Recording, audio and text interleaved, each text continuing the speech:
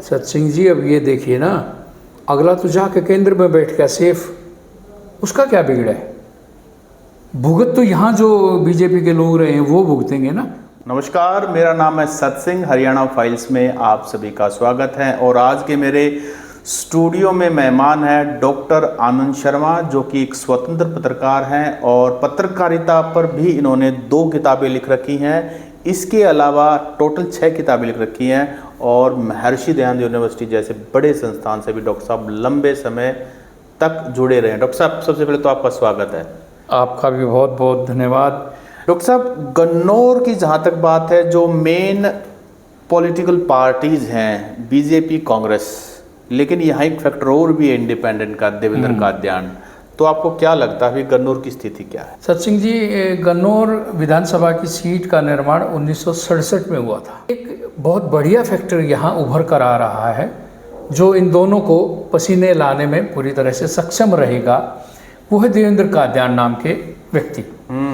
वो एक होटल व्यवसायी हैं, समाज सेवी भी हैं और वहाँ पिछले वो लगभग 7-8 साल से कार्यरत हैं इस क्षेत्र में। मनोहर लाल के खास भी बताए जाते हैं। मनोहर लाल खट्टर के भी खास रहे थे कभी, और पिछली बार भी मनोहर लाल ने इनको आश्वासन दे के और टिकट नहीं दिया, निर्मल को टिकट दे दिया था, और फिर उनको वही लॉलीपॉप थमा दिया कि अगली बार आपको जरूर देंगे। लेकिन इस बार फिर इनके साथ धोखा हुआ है।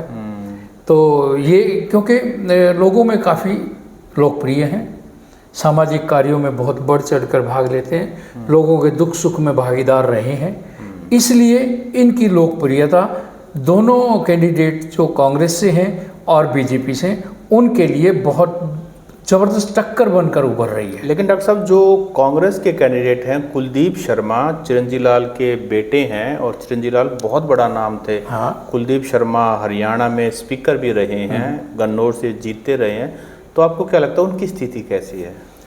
देखो, इसमें कोई दो राय नहीं है कि पंडित चिरंजीवी लाल के सुपुत्र हैं, उनकी राजनीतिक विरासत बहुत लंबी है। पंडित चिरंजीवी लाल 4 बार सांसद रहे हैं, विधायक भी रहे हैं, हरियाणा सरकार में मंत्री भी रहे हैं, और कुलदीप शर्मा खुद भी हरियाणा विधानसभा के स्पीकर रहे हैं। लेकिन एक बहुत बड़ा फैक्टर है, लोगों का कहना ये है कि कुलदीप शर्मा केवल चुनाव में दिखाई देते हैं, कनेक्ट नहीं है वो। हाँ, लोगों से जो एक आपसी तालमेल बना रहना चाहिए किसी भी पार्टी के प्रत्याशी का, वो बहुत ज़रूरी है, और आजकल के युग में तो बहुत ज़रूरी है। देवेंद्र कादियान जो उनका कनेक्ट है, उनकी अगर स्ट्रेंथ है पैसे के अलावा, तो स्ट्रेंथ उनकी कनेक्ट है लोगों से। देवेंद्र कादियान पैसे वाला है, इसमें कोई दो राय नहीं है, लेकिन पैसा एक अलग फैक्टर है उनका। वो सामाजिक रूप से उन लोगों से जुड़े हुए हैं, वहाँ के लोगों का ध्यान रखते हैं, मतलब उनके पास फाइनेंशियल कैपिटल भी और सोशल कैपिटल भी है। हाँ, का तो सोशल कैपिटल ज़्यादा बड़ी ताकत है। इन चुनाव में सोशल कैपिटल ज़्यादा काम करती है।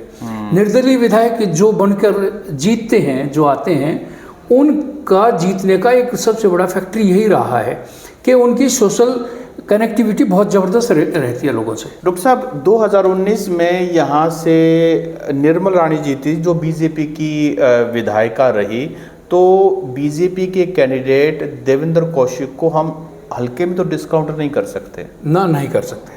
आपको क्या लगता है? कारण इसके पीछे एक बहुत बड़ा ये है कि रमेश कौशिक की राजनीतिक पृष्ठभूमि भी बहुत मजबूत रही है, और ये उनके भाई हैं। किन्हीं कारणों से रमेश कौशिक को लोकसभा का टिकट नहीं मिला, वो एक दूसरा विषय हो सकता है। तो लेकिन अब वो अपने भाई को यहाँ से विधानसभा का टिकट दिलवाने में सफल रहे हैं, और रमेश कौशिक का एक वोट बैंक है, निश्चित वोट बैंक है यहाँ बना हुआ। रमेश कौशिक के कार्यकाल में कुछ काम भी हुए हैं यहाँ, इसमें कोई दो राय नहीं है। तो वो उन चीज़ों को कैश करेगा देवेंद्र कौशिक, लेकिन देवेंद्र कौशिक का अपना कोई व्यक्तित्व नहीं है। अब ये निर्भर करता है कि लोग कितना स्वीकार कर पाते हैं देवेंद्र कौशिक को, रमेश कौशिक की छवि से अलग हटकर। डॉक्टर साहब, सोनीपत में अगर बात करते हैं और हम गन्नौर की बात करें, जो कि सोनीपत पार्लियामेंट का हिस्सा भी, सोनीपत जिले का हिस्सा भी है, तो वहाँ लोगों का कहना है कि रमेश कौशिक 2 बार सांसद रहे और एक बार तो 2019 में चौधरी भूपेंद्र सिंह हुड्डा को हराया, बड़ी बात है। बिल्कुल। लेकिन उनकी अपनी जो इमेज है वो एक भूमाफिया के रूप में सामने आती है। लोग बताते हैं कि ऐसे आरोप लगाते हैं, मुझे नहीं पता इसमें कितना सच है, हम पुष्टि नहीं कर सकते। और 2024 में जो उनका लोकसभा का टिकट कटा, वो एक वीडियो वायरल हो गई थी, वो भी आपत्तिजनक थी। तो इमेज अगर ऐसी हो और लोग बदलाव के मूड में हो तो लगता है कि जो कैंडिडेट बेशक बीजेपी का है लेकिन हल्का पड़ेगा। नहीं सचिन जी, आपने बहुत बड़ी बात कही है, इसमें कोई दो राय नहीं है कि रमेश कौशिक का भले ही कोई भी राजनीतिक बैकग्राउंड रहा हो, लेकिन पिछले दिनों जो कुछ उनके साथ घटित हुआ है वो उसका खामियाजा निश्चित तौर पर भुगतना पड़ेगा। ये समाज अब जागरूक हो चुका है, राजनीतिक सूझबूझ भी आज के समाज में आ चुकी है। अब आंखों पर पर्दा डालना इतना सहज नहीं है, इसलिए देवेंद्र कौशिक के लिए बहुत टेढ़ी खीर है यहाँ का चुनाव। अच्छा, कास्ट कंपोजिशन की बात करें डॉक्टर साहब, तो गन्नौर में आपको क्या है कि कैसे लोग डिवाइड, क्या कास्ट लाइन पे जाएंगे? देखो, इसमें कोई दो राय नहीं है सत्संग जी कि हमारे चुनाव का अब बहुत बड़ा आधार कास्ट हो चुका है। इस बात को स्वीकार करने में निसंकोच हमें आगे आना चाहिए। और गन्नौर कॉन्स्टिट्यूएंसी के चारों तरफ का जो क्षेत्र है वो एक तो है ग्रामीण इलाका सारा, गन्नौर खुद भी एक छोटा सा कस्बा ही है, वहाँ मजदूर है, किसान वर्ग है। अच्छा, इन लोगों की समस्याएं बहुत ज़्यादा हैं। अब इनकी समस्याओं पर इसमें कतई कोई दो राय नहीं, ना तो कांग्रेसी वहाँ प्रत्याशी कोई भी रहे हों कभी पीछे और बीजेपी के रहे हों, इनको वोट लेने से मतलब होता है। कुछ इन्होंने अपने घर परिवार पाल रखे हैं, बस उन्हीं लोगों के जरिए ये कनेक्ट रहते हैं, आम आदमी तक ये नहीं पहुंच पाते। जो इस बार एक ओवरऑल माहौल है हरियाणा में, बीजेपी ने 10 साल यहाँ पर राज किया है और लोगों का एक एंटी इनकम्बेंसी है, बदलाव का मूड है जो ओवरऑल एक समझ में आता है। तो जो देवेंद्र कौशिक हैं वो पूर्व मुख्यमंत्री मनोहर लाल खट्टर के ज़्यादा नज़दीकी बताए जाते हैं और उनको भी 9.5 साल के बाद हटाया गया, तो उनके खिलाफ भी काफ़ी एंटी इनकम्बेंसी थी। तो अगर देवेंद्र कादियान को अगर इलेक्ट करती है वहाँ की जनता तो वो बीजेपी के साथ ही जाके मिलेंगे। तो लोग क्या इस समीकरण पर भी सोच रहे हैं या सिर्फ देवेंद्र के साथ अन्याय हुआ, जैसे विनेश फोगाट है, हाँ। लोग उनके साथ सिर्फ इसीलिए कि उनके साथ अन्याय हुआ और वो महिला पहलवानों के प्रोटेस्ट में उन्होंने भाग लिया? सचिन जी, आपने बहुत गंभीर मसला उठाया है। देखो, इसमें कोई दो राय नहीं है कि लोगों के साथ एक बार फिर छल हो सकता है। अच्छा, हाँ, क्योंकि देवेंद्र कादियान अगर जीतते हैं तो कांग्रेस में तो मिलने से रहे। कांग्रेस तो हाँ, क्योंकि कांग्रेस से पहले ही वो निष्कासित हैं, बाहर आ चुके हैं कांग्रेस से, और अल्टीमेटली वो बीजेपी में ही जाएंगे। तो ये लोगों के साथ बहुत बड़ा धोखा होगा। अब देखना ये है कि लोग कितनी जागरूकता से अपने मतदान का प्रयोग करते हैं। क्या कोई बीजेपी का तो गेम प्लान नहीं है कि आप टिकट काट करके, क्योंकि अगर बीजेपी की टिकट पर देवेंद्र कादियान होते तो जाट समाज का वोट उनको नहीं मिलता, लेकिन अब मिल रहा है, तो कोई गेम प्लान तो नहीं है कि हमने तो जीतना नहीं है तो बेटर है कि इंडिपेंडेंट ग्रुप में और आना तुम्हारे पास। देखो, कांग्रेस के सामने एक ब्राह्मण कैंडिडेट को खड़ा करना बीजेपी की ये बहुत बड़ा तुरुप चाल थी, क्योंकि अब ब्राह्मण कैंडिडेट 2 हो गए मुख्य, और दोनों मुख्य पार्टियों से हो गए। तो ब्राह्मणों की वोट वहाँ इतनी डोमिनेटिंग भी नहीं है, सिर्फ एक जीटी रोड बेल्ट पर त्यागी समुदाय की वोट्स हैं जो ब्राह्मण वर्ग में ही आती हैं। तो ये बीजेपी की एक बहुत बढ़िया चाल है, इसमें कोई दो राय नहीं। तो डॉक्टर साहब, अब हम चलते हैं सोनीपत विधानसभा। तो सोनीपत विधानसभा में देखिए बीजेपी के प्रत्याशी निखिल मदान है जो कुछ समय पहले कांग्रेसी थे। कांग्रेस के प्रत्याशी जेल में है ईडी के केस के अंदर, सुरेंद्र पवार। आपको यहाँ क्या फाइट लग रही है? सत्संग जी, सोनीपत एक ऐसा क्षेत्र है जो दिल्ली के बहुत नज़दीक है और लाखों लोग रोज़ सोनीपत से दिल्ली अपने व्यवसाय और नौकरी के सिलसिले में जाते हैं। उन लोगों की समस्याओं पर आज तक किसी भी सरकार ने ध्यान नहीं दिया है, एक बात। दूसरी बात ये कि वो पंजाबी बाहुल सीट है, 70,000 वोटर वहाँ पंजाबी कम्युनिटी के हैं सोनीपत में। उसके बाद आती है जाट कम्युनिटी, ब्राह्मण, वैश्य और पिछड़े वर्ग। यहाँ अब सुरेंद्र पवार जो कांग्रेस के प्रत्याशी हैं वो जेल में बंद है। उनका चुनाव उनकी पुत्रवधू और समीक्षा और उनके परिवार के लोग और जो वर्तमान में सांसद है सतपाल ब्रह्मचारी वो देख रहे हैं। यहाँ अब देखने वाली बात ये है कि जिस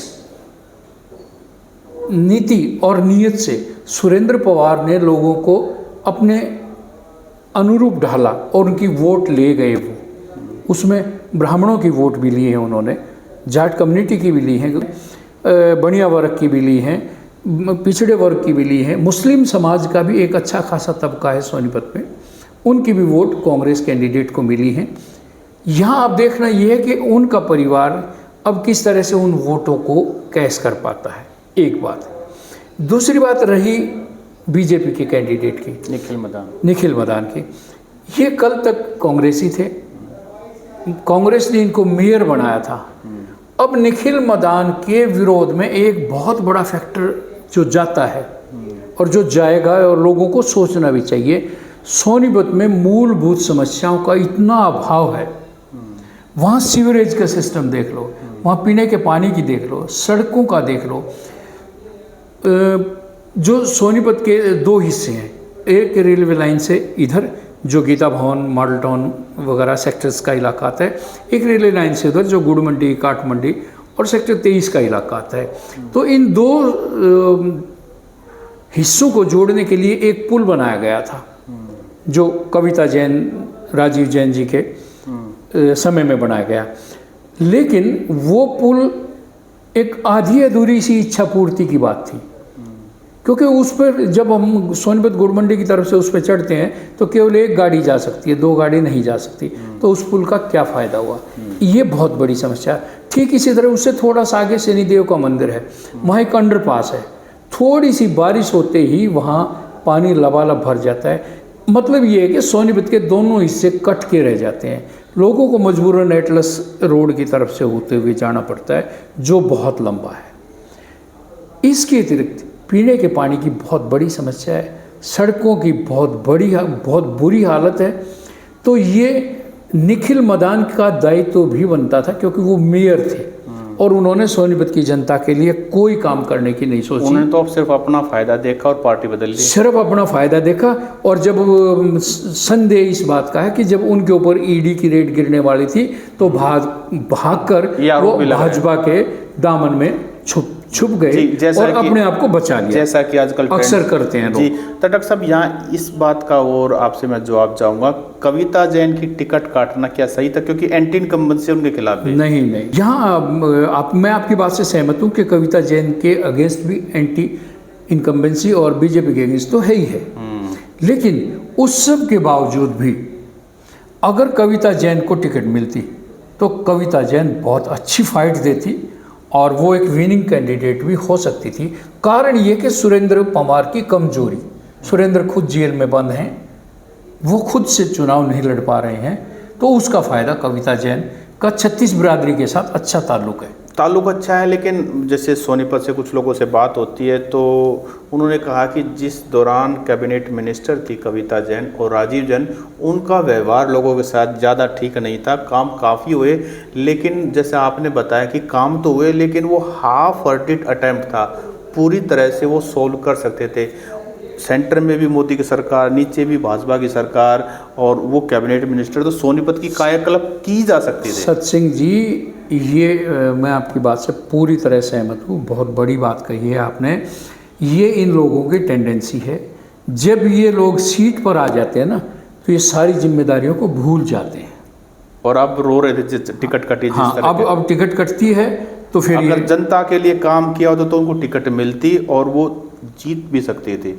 लेकिन जनता को भूल गए और पार्टी के भरोसे बैठे। पार्टी ने सर्वे किया, शायद सर्वे में हाँ, कहने की बात यही है कि पार्टी के सर्वे में ये बहुत पीछे थे। साहब सुरेंद्र पवार पे थे डॉक्टर साहब, तो सुरेंद्र पवार पिछली बार यहाँ से विधायक बने और बड़ा सरप्राइजिंग था कि सुरेंद्र पवार यहाँ से विधायक बने। अब वो ईडी, तो मैं ये आप इसको कैसे समीक्षा करेंगे कि एक ऐसे व्यक्ति को टिकट देना, सिटिंग एमएलए तो है लेकिन ईडी के केस में जेल में बंद है, तो कांग्रेस पार्टी का जो एंटी करप्शन और ट्रांसपेरेंट गवर्नमेंट और साफ स्वच्छ छवि वाली वो बातें कहाँ गई फिर?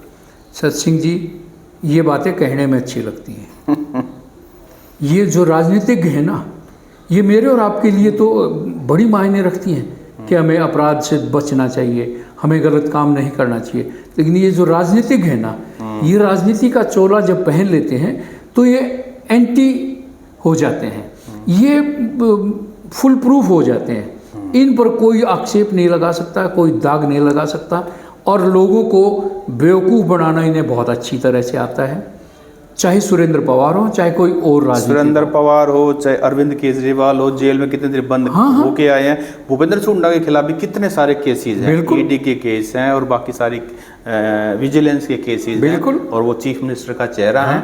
तो ये बिल्कुल, और बीजेपी में ऐसे अनेक नेता हैं। बीजेपी के विरुद्ध इतनी जबरदस्त एंटी इनकम्बेंसी है, खासकर मनोहर लाल खट्टर का तो नाम लेना नहीं चाहते लोग।